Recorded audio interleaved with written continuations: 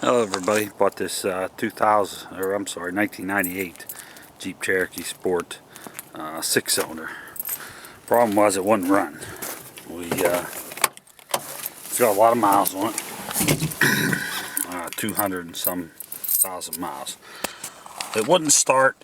We kept trying to do everything, check for spark, check for this. It's really hard, has a spark rail on and that, but ended up being it would start up and run. We get on the road, I don't know, we get on the road about 2 miles maybe, and out of nowhere it would just stall, and everybody says, oh, it's the fuel pump. Well, I drove it a few times and I listened, and you could hear the fuel pump.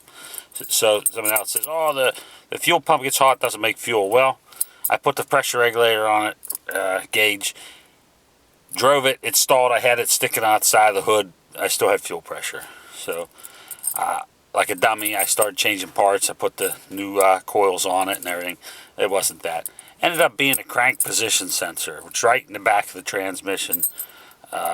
It's a $30 part, but the Jeep ran fine, and then once it got up to like halfway temperature, it would completely shut down, and it wouldn't start for at least 20 minutes before it would cool down, and then start right back up and do the same thing.